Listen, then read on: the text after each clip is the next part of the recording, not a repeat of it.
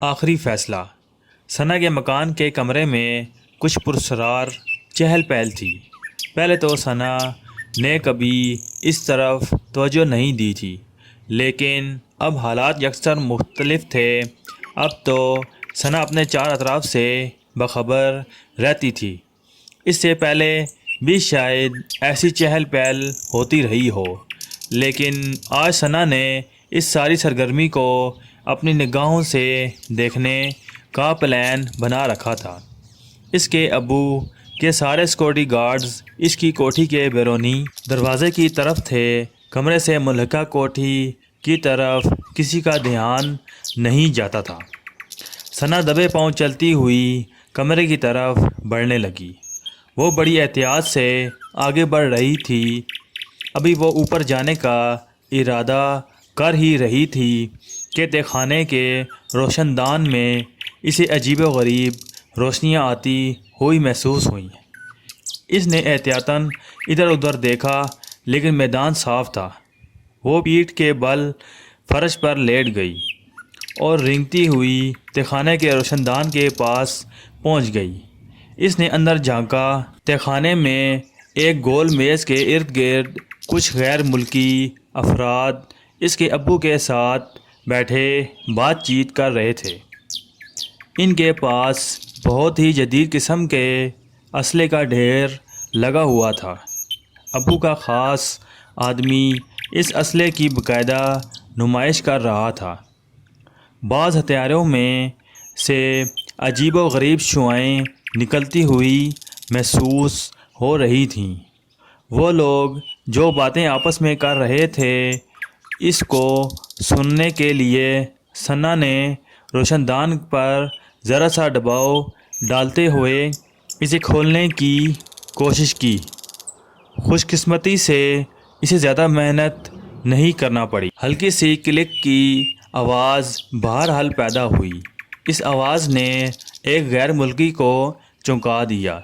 باقی لوگ اپنی باتوں میں مشغول تھے۔ وہ غیر ملکی اٹھا اور اس روشن دان کے بالکل نیچے آ کر کھڑا ہو گیا اور ایک بار پھر آہٹ لینے کی کوشش کی۔ ثنا کا سانس اوپر کا اوپر اور نیچے کا نیچے رہ گیا۔ اس نے اپنے آپ کو ساکت کر لیا۔ وہ ذرا سی بھی ہلتی تو پھر آہٹ پیدا ہونے کا خطرہ تھا۔ ظاہر ہے اس موقع پر بہت زیادہ محتاط رہنے کی ضرورت تھی، تاکہ دوسروں کو اس کی موجودگی کا پتہ نہیں چلنا چاہیے تھا۔ کیا بات ہے جوزف، وہاں کیا کر رہے ہو؟ ادھر آؤ، دیکھو کیا کمال کا اسلحہ ہے۔ اس کے استعمال سے ہم لوگ اپنے ہدف کو بہت جلد حاصل کر لیں گے۔ اس کے ابو کی آواز گونجی۔ ہاں ہاں، بس ایسے ہی کچھ وہم ہو گیا تھا، غیر ملکی انگریزی زبان میں بولا۔ وہم کو چھوڑو، حقیقت کو دیکھو۔ بے فکر رہو، یہاں کسی کے فرشتے کو بھی علم نہیں کہ یہ کمرہ ہماری سرگرمیوں کا مرکز ہے۔ میں نے یہاں بہت محنت سے اپنی ساکھ برقرار رکھی ہوئی ہے۔ یہاں میری اجازت کے بغیر کوئی پرندہ بھی نہیں پر مار سکتا۔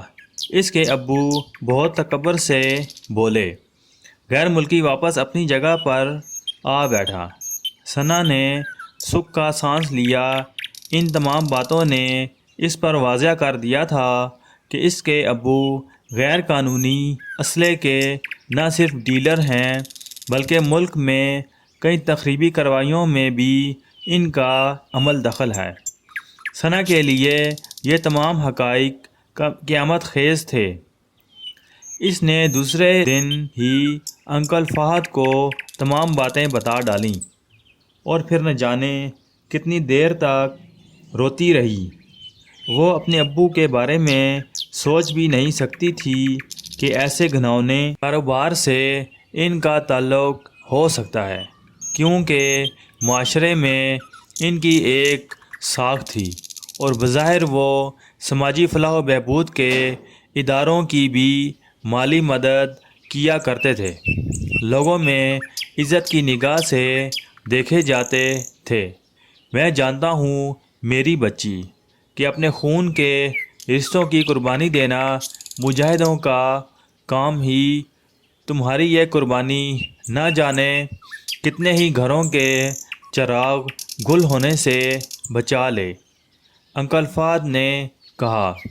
انکل فہد کی باتوں نے اسے کچھ حوصلہ دیا۔ پھر انکل نے اسے آئندہ لائے عمل کے مطابق ہدایات دینا شروع کیں۔ وہ گمسم ساری ہدایات سنتی رہی۔ کچھ دنوں سے ہماری ثنا بہت بدل گئی ہے۔ ثنا کی امی چائے کی میز پر اس کے ابو سے بولیں، کیا آپ نے اس بات کو محسوس کیا ہے؟ ہاں ہاں، دیکھو نا، اب تو ہمارے درمیان بیٹھنے لگی ہیں، خوش رہنے لگی ہے، ہمارے ساتھ پارٹیز میں جانے لگی ہے۔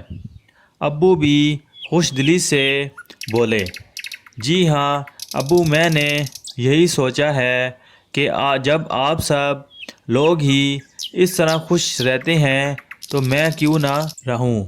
بھائی، جیسا دیس ویسا بھیس، بدل لینے میں حرج ہی کیا ہے؟ ثنا بسکٹ کھاتے ہوئے بے نیازی سے بولی۔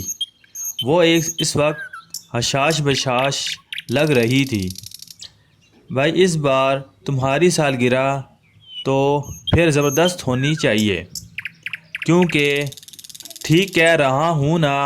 بڑے بھائی نے چہکتے ہوئے کہا۔ اس خوشی کے موقع پر میں اپنے تمام دوستوں کو دعوت دوں گا اور خوب ہلا گلا ہوگا۔ جی ہاں، اب کی بار میں نے سالگرہ پر میڈیا ٹیم کو بھی مدعو کیا ہے۔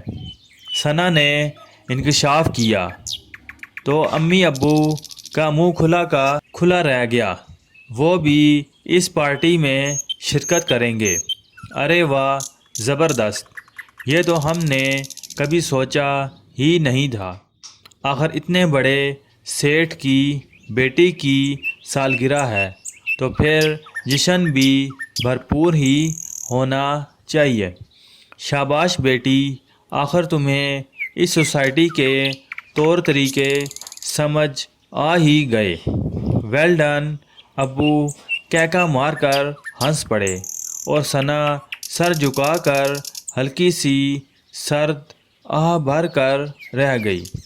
آج وہ دن آ پہنچا تھا۔ سالگرہ کے سارے مہمان آ چکے تھے۔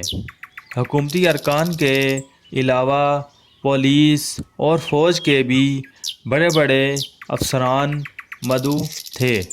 10-12 ٹی وی چینلز کے کیمرے اس سالگرہ کو کور کر رہے تھے، کیونکہ یہاں نہ صرف سیاسی ارکان جمع تھے بلکہ بعض شوبز کے ستارے بھی جلوہ فروز تھے۔ سامنے بڑی سی اسکرین پر تقریب کی براہ راست فلم چل رہی تھی۔ سب لوگ خوب انجوائے کر رہے تھے کہ اچانک پورے پنڈال میں اندھیرا چھا گیا اور صرف اسکرین جگمگانے لگی۔ ہر طرف خاموشی چھا گئی۔ سب کی نظریں اسکرین پر جم کر رہ گئیں۔ چند لمحے قبل آپس میں باتوں کا جو ایک سلسلہ چل رہا تھا وہ تھم گیا۔ لوگوں میں تجسس کی ایک لہر سی دوڑنے لگی اور ہر شخص کچھ ہونے کا منتظر تھا۔ یہ ضرور کوئی ثنا کو سرپرائز ہے، ثنا کی امی کی چہکتی ہوئی آواز آئی تو سب لوگوں کے چہروں پر مسکان آ گئی۔ سب کی نظریں اسکرین پر تھیں۔ دیکھتے ہی دیکھتے منظر تبدیل ہونے لگا۔ اب اسکرین پر ثنا کے ابو کی تمام غیر قانونی سرگرمیوں کی فلم چلنا شروع ہو گئی۔ سب لوگ سکتے میں آ گئے۔ اسکرین پر جو کچھ دکھایا جا رہا تھا وہ منظر تقریب میں شریک مہمانوں کو چونکا دینے کے لیے کافی تھا۔ یہ کیا مذاق ہے؟ یہ کیا بیہودہ حرکت ہے؟ روکو اسے، روکو! ثنا کے ابو چلا اٹھے، لیکن مختلف چینلز کے کیمرے تمام شواہد محفوظ کر رہے تھے۔ میں کہہ رہا ہوں بند کرو، یہ میرے خلاف سازش ہے، ابو چیخ رہے تھے۔ اگر یہ سازش بھی ہے تو اس کا جواب اب آپ کو عدالت میں دینا ہوگا۔ ثنا کے ابو سر ندامت سے جھک گیا تھا، ان کا اصل روپ سامنے آ چکا تھا۔ ان کے بچاؤ کی کوئی صورت نہیں تھی، یہ ان کی دہشت گردی کی واضح تصویر تھی۔ آئی جی صاحب کے پاس سارے میڈیا کے سامنے ثنا کے ابو کو گرفتار کرنے کے علاوہ کوئی چارہ نہیں رہا۔ آئی جی صاحب کے گارڈز نے ان کے ہاتھ میں ہتھ کڑی پہنا دی۔ ثنا، تم نے اپنے ابو کو گرفتار کروا دیا۔ ثنا کی امی چیخ اٹھیں، وہ ثنا کو ڈھونڈ رہی تھیں، لیکن ثنا تو اپنے ابو کے ہاتھوں میں ہتھ کڑی دیکھتے ہی صوفے پر ڈھیر ہو چکی تھی۔